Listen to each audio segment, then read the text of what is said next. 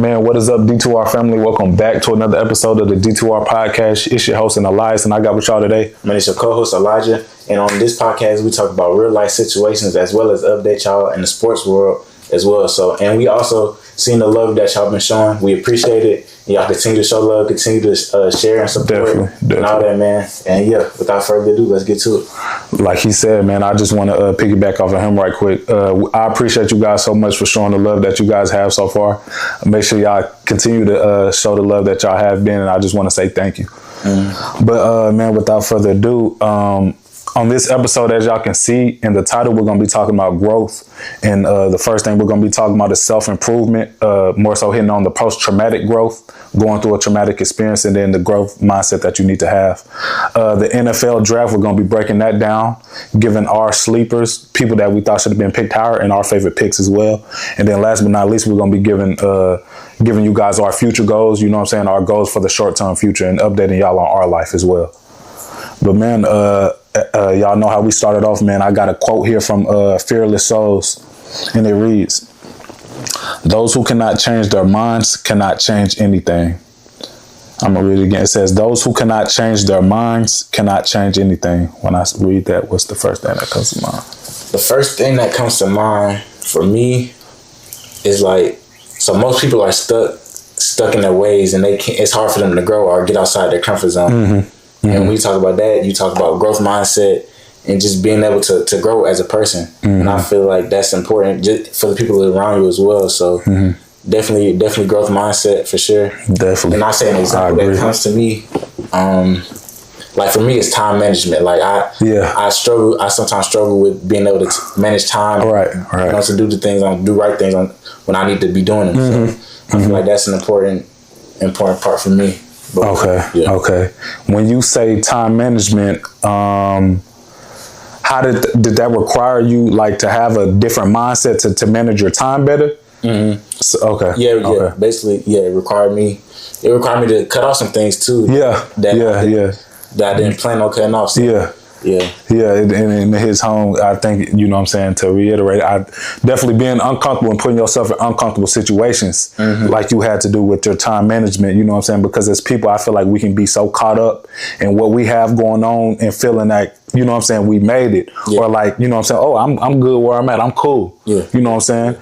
We can be so caught up in in our comfort zone, but there's no growth in your comfort zone. You're just doing the same thing. You're going about your same routine. You got people that's, you know what I'm saying, you got people that's afraid to leave their hometown. You got people that's so stuck in that mode because, you know what I'm saying, they're comfortable. That's what they're comfortable with. That's what they've been doing their whole life.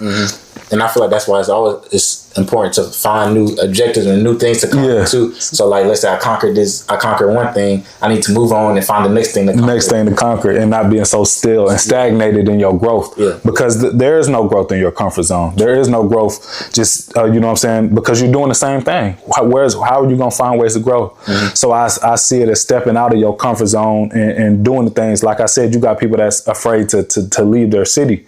But, you know what I'm saying, giving the example on me, I had to leave my city at a young, you know what I'm saying, right out of high school, go to a place that I've never been before. You know what I'm saying? And if y'all don't know, I went to college. I went to Kansas for college right out of high school. And it was an uncomfortable decision. I'm going to be far away from home. I want to say like 13-hour drive from home. You know what I'm saying? And it's uncomfortable. But I knew through that decision of putting myself in that uncomfortable situation, I was going to reach a level, you know what I'm saying, that I wouldn't be able to reach in my comfort zone. You know what I'm saying? So I was able to reach that level. I was able, and like I knew before in the decision, I was able to cultivate things and learn things that I wouldn't have did nowhere else. So getting outside of your comfort zone, were you scared of failure at all?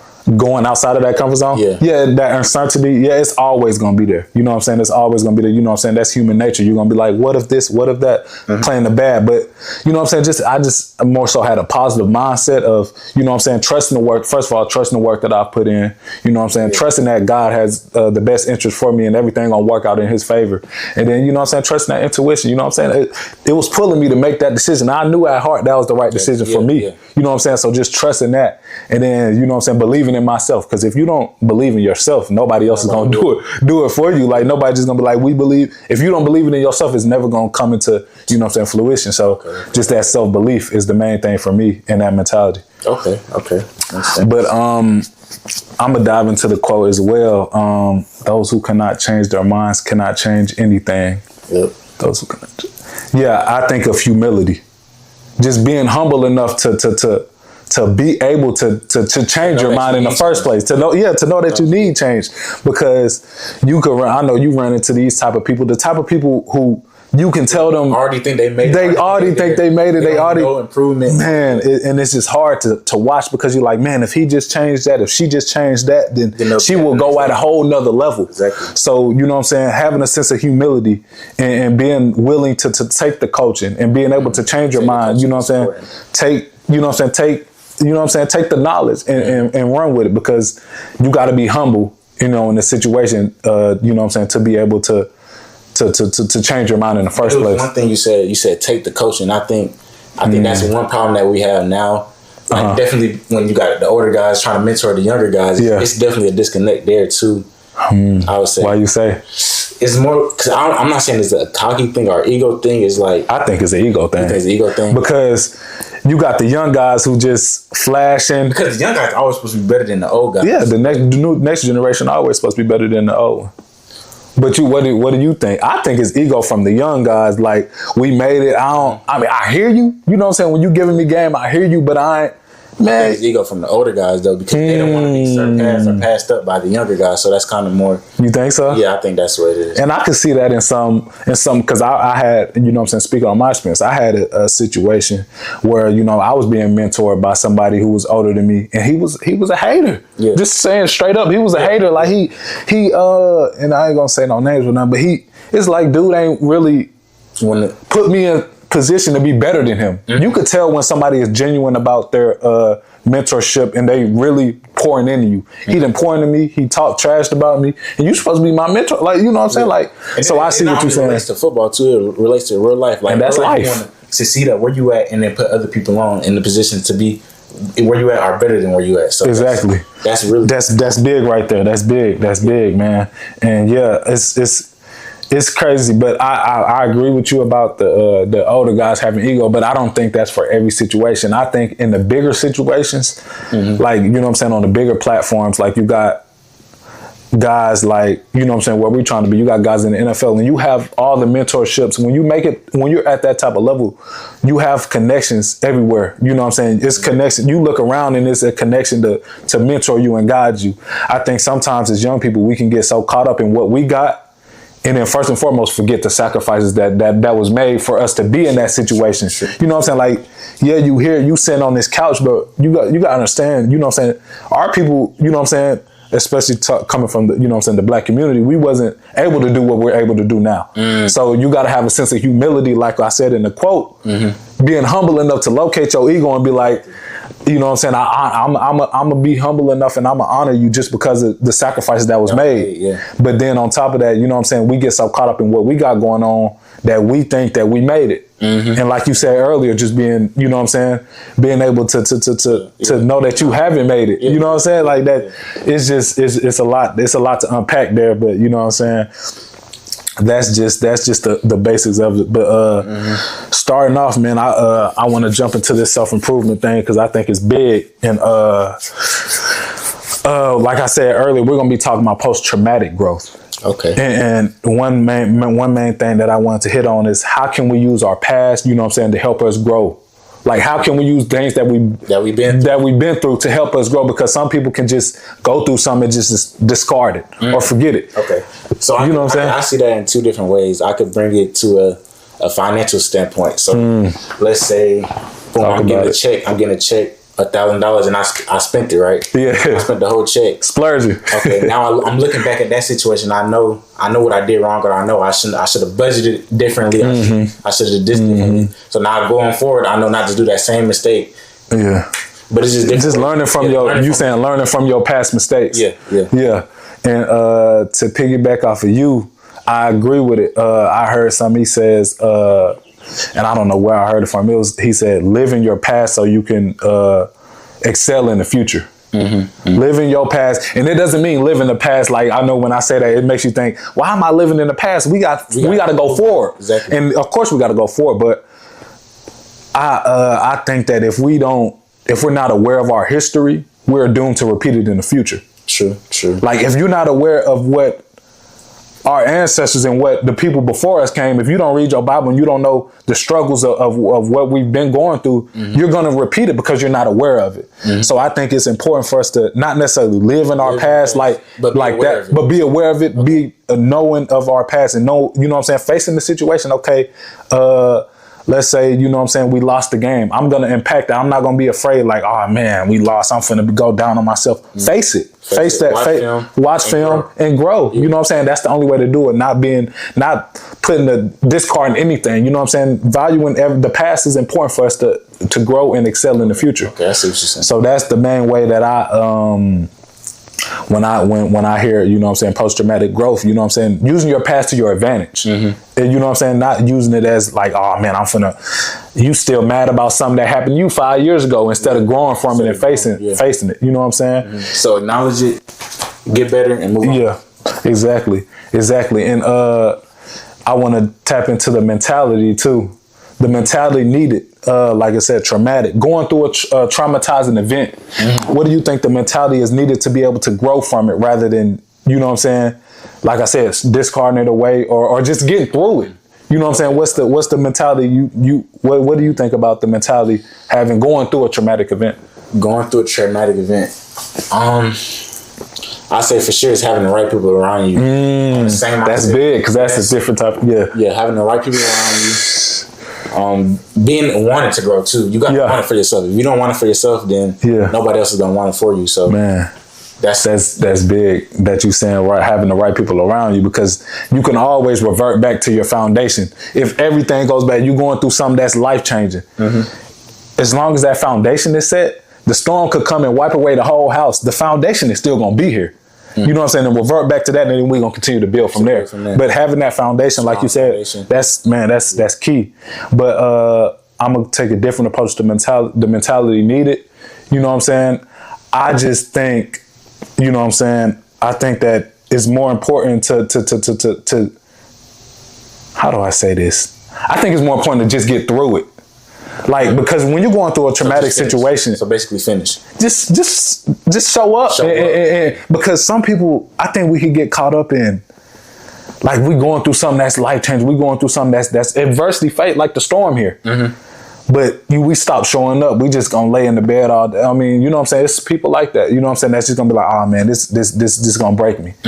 But I think it's important to just get through it. Yeah. And then on the other side of it, then we're gonna look back and see what was God's purpose of bringing that into my life. But just get through it first. Just keep showing up and keep getting through it. You know what I'm saying? You might not be at your best. You might just be at a situation where all you can do is get up and get it done. Okay, well then just do that. You might not be able to do all the extracurriculars. Just get through it though. You know what I'm saying? And then see it through on the other side of that adversity. You know what I'm saying? Because that's big right there. You can get caught up. You know what I'm saying? I just think it's so important not to get caught up. And just getting through it. You know what I'm saying? And I'm gonna give a situation so the people really, you know what I'm saying, understand. Man, when we lost our father, you know what I'm saying? It was a crossroad time that I could really think of when I had two choices to make. I could either, you know what I'm saying, just lay in the storm that we just faced and be like, man, I'm done. I can't do this no more. I'm gonna just coast through life. Or I can, you know what I'm saying, understand the sacrifices that was made first and foremost for me to even, you know what I'm saying, be here. And then, you know what I'm saying, not let that work go to vain. You know what I'm saying? So obviously I chose the second option, you know what I'm saying, which is the more appealing option. But you know what I'm saying, you just got to get through it first. And then on the other side of it, like I said, I see what was God's purpose in that, you know what I'm saying? And I assume the positive. Not saying that was a good thing, because that's a terrible thing that happened for us. And you know what I'm saying? We know how that impacted us. But seeing the good and then assuming the positive and being able to thrive, even after something traumatic like that has happened to us. You know what I'm saying? That's just get through it. Just first and foremost, just get through it. And then we gonna deal with it on the back end, you know what I'm saying? But just take it day by day. Quote, man, that I want to relate to that. It says, to grow, face obstacles. Once you conquered yourself, you can conquer anything. Read that again, man, because I think that might have went over something. You feel me? Read it again. It says, to grow, face obstacles. Once you conquered yourself, you can conquer anything. God gonna throw the obstacles your way. If you want to be great, the obstacles everybody gonna face some adversity. Everybody gonna face a traumatic event. It's about the mentality, having the, like you said, having a strong foundation and just getting through it. So man, that's big that you that's I love that quote, man. I like that quote a lot. Okay. But we gonna shift. We're gonna shift into the NFL draft because I know some I know some guys want to hear about this, man. A lot of people's dreams, like the name of the podcast, a lot of people's dreams came to reality about 2 weeks ago when we seen a lot of people's names get called, you know what I'm saying? Being able to just walk across that that stage, you know what I'm saying, be on national television. Yeah. You got the whole city watching. Exactly. You know what I'm saying? And you in a dream came to reality. You know what I'm saying? Yeah. That's something that you can't, a day that you can't remember. You'll never forget that day. Like, it's just everybody. I have dreams about it. You know what I'm saying? So I just want to say congratulations to all the guys who got their name called, and that's a big time accomplishment. And man, I can't wait for our turn. You know what I'm saying? Exactly. But I want to ask you a question though.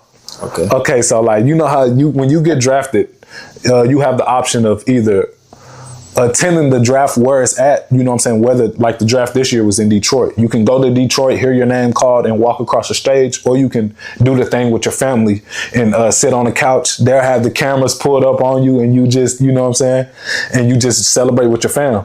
If you was in that position, if that position and when that position comes, what are you doing? You chilling with, you know what I'm saying? Are you going to the green room? I'm going to the green room.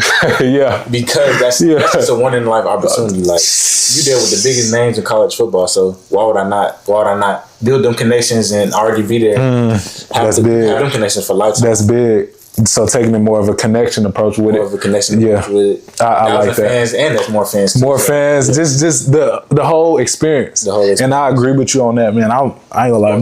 I'll go into the green room. You know what I'm saying? You could have a house party anytime. Yeah, we gonna celebrate when I get back to the crib. But for right now, I'm gonna go to the draft, walk across the stage. You know what I'm saying? And like you said, build some connections, get some fans, and just experience that.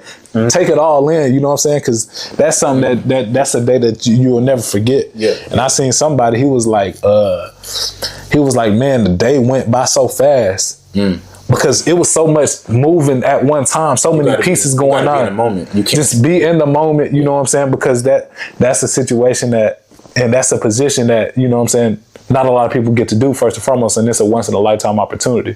You know, we've been dreaming about this since we kids. So be in the moment and just stay there. You know what I'm saying? As long as possible. Most definitely. But okay, so for the draft, I wanted us to give 2 picks that we really liked. You know what I'm saying? 2 of our favorite picks, and then one guy that we felt like was slept on. And okay. If you don't mind starting off with it. With my first pick, I'm gonna go with the Michael Penix. Because a lot of people did like it. Nah, but he was slept on too, though. Yeah, he was slept on. I think he should have been number 1. You think he should have been over Caleb Williams? I think he should have been over Caleb Williams. Like, skill alone. Caleb Williams got the name and stuff like that, but Michael Penix, he actually. Yeah, I like Penix. I like Penix just because of the story. True. You know what I'm saying? A lot of people don't know the story. Like, I think he went through 3 career season-ending injuries. Tore his ACL. I think he tore something in his shoulder. Yeah. And he came back from all 3 of those. Yeah. Like we talked about earlier, traumatic events. Yeah. He shows that he can come through adversity. So that's just something for me that I can see, because I've had a season injury. I broke my ankle before the season. And that's not something that's easy to come back from. Nah. You know what I'm saying? A lot of people, man, when I was in that rehab room, there's a lot of people that that didn't make it out. Yeah, yeah. So just for him to be able to go through 3 of them, just 3? That's something that he really wants it. And nothing's going to stop him. So I like that Penix pick if you keep going. Penix, Javon Bullard, I like him for sure. I like Javon Bullard, I ain't gonna lie. Yeah, I can tell. Yeah. I like his mentality. Like the way he play? I like the way he play. Yeah, he a dog. He a dog for sure. But a pick that was slept on? Yeah, like what you think is, who you think, oh, he gonna be a dog, like he slept on, like he shouldn't have fell this far. Something like a sleeper. Somebody that nobody talking about. Kalen King. Oh, because he was supposed to be what? He was supposed to be first round. So, yeah, Kalen King. I think he was slept on. Why do you think he fell so far though? Nah, because his he didn't perform well his last year, so it was some. But I think he did bad in the Senior Bowl too. And you can't. That can't happen. That can't happen. Yeah. And the combine thing. Yeah, the combine. Man, you can't. That can't happen because they expecting you. If you're a projected first round pick, they're expecting you to put first round numbers up. Yeah. And when you don't do that, on top of what I'm saying, doing bad at the Senior Bowl, postseason stuff, that can't happen. So it's unfortunate that he fell, but yeah, he kind of, what I'm saying, it was kind of his fault. But I do agree with you as him being a sleeper. I think he got the potential to be a guy. He got the potential. He just got to tap into it. Yeah. But I'm gonna name my 2 picks that I really liked. I'm gonna show love to the DBs. You know what I'm saying? Yeah. The first DB taken off the board, Quinyon Mitchell. I like that pick because of the potential. Okay. A lot of people was like, why he the first DB? He went to Toledo. You know what I'm saying? He went to a small school. But the thing is, going to a small school, I haven't faced the guys we went to a small school out of high school. I haven't faced, you know what I'm saying, the big time guys. But you know what I'm saying? He has the measurables. He shows him over Terrion Arnold though? I'm taking him over Terrion Arnold every day of the week. So and that's just strictly off of potential. Off of potential, and he showed what he was capable of doing at the Senior Bowl. Yeah. You know what I'm saying? At the Senior Bowl, he dominated. So, you know what I'm saying? Yeah, he hasn't played the comp, but he has the size. He's bigger than, I want to say he's bigger than Terrion. He's stronger than Terrion, and he's faster than him. He ran like a 4.3, 4.4. Okay. Like he moving. Yeah. You know what I'm saying? So I'm going with I love that pick. You know what I'm saying? Because I feel like DBs were slept on this year. DBs was definitely slept on. You know what I'm saying? They picked the first 8 picks was QBs. So. Yeah, you know what I'm saying? QBs was coming off the board offense. They just showing love to offense. You think that's a new wave, or what you think about that? I think it's a new wave of the importance of having them dogs. But I think it's going to defense wins championships. That's just how I mean, I might be biased, but I feel like defense wins championships. So I think they was wilding out this year. Yeah. I think next year Mahomes really started that. Yeah, everybody wanted Patrick Mahomes. Everybody can't be Patrick Mahomes though. Exactly. So I think they went crazy with the picks this year. It's gonna be a lot of busts. That's just a guess for me. You know what I'm saying? I think it's gonna be a lot of busts, and then I'm like, we gotta chill. Yeah. Defense wins championships. Yeah, Patrick Mahomes is good, but he got to have that defense to go out. You know what I'm saying? Yeah. Defense wins championships now. Sure. You know what I'm saying? So I think they went a little wild this year, but they'll come back to center with it. But then I'm gonna name another pick that I like. I'm gonna transition to offense because I show a little too much love to the DBs. I'm gonna show love to the receivers. I'm gonna go Javon Baker. Ooh, I'm gonna go Javon Baker. What pick he went? He went in I think he went in the 4th round. 4th round? Yes. You like that pick? I love that pick because Javon Baker. Oh no, he's that guy. A dog. Him and what's his name? Kobe Hudson. Kobe Hudson. Yeah, them boys dogs. They you know what I'm saying? They do it. They dogs. And I felt like he was slept on. I love that pick because of the value they got for him. Javon Baker is a number 1 receiver and a good offense. You know what I'm saying? He's a guy. And I love that pick. That was probably my favorite pick behind Quinyon. To somebody, who would you compare him to? That's hard right there. Ooh. Cause he's more of like a route runner. He's a route runner, but he's big too. He's big. So, and I don't want to go too crazy and say nothing like Julio because that's a once in a generation type of guy. Yeah. But I will say somebody like a DJ Moore.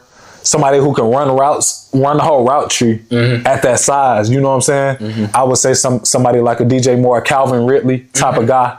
You know what I'm saying? That's what I think the potential is for Javon Baker. Okay. They got good value for him, and I love that pick. You know what I'm saying? I love the pick. Okay. And then somebody that I felt like was slept on. I'm gonna go back to the DBs. I'm sorry, but I got to. Cam, like. He was my top DB off the board. I mean, not like getting drafted, but I feel like he was my top DB, like as far as film at safety. Because he could do it both too. He could hit and he could cover. He led the nation in picks last year.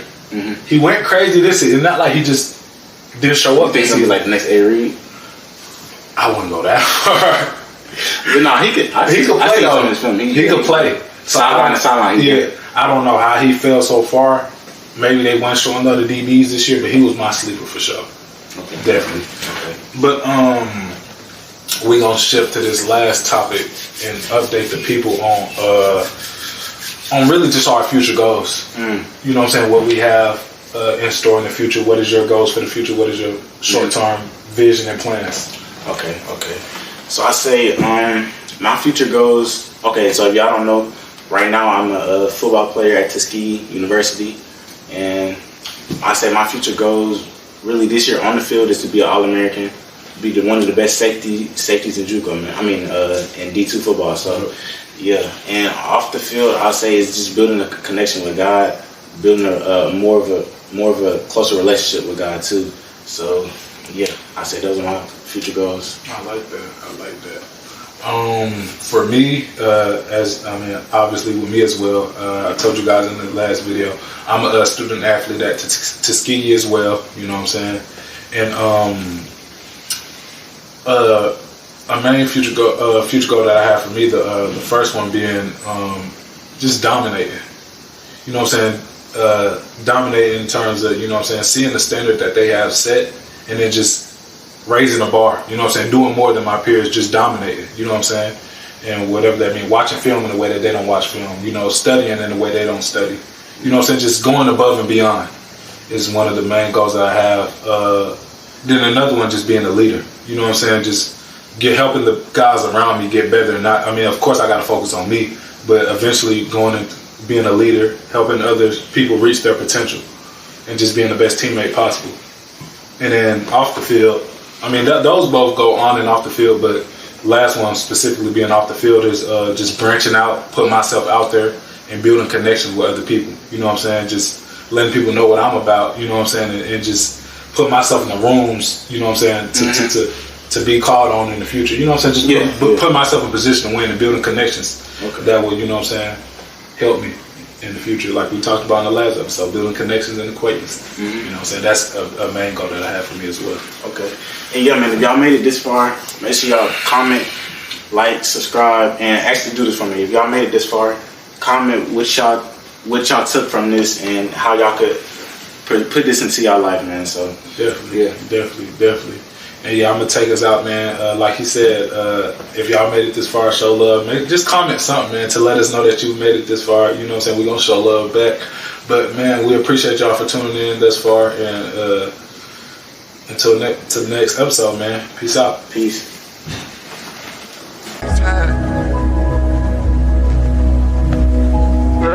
My life was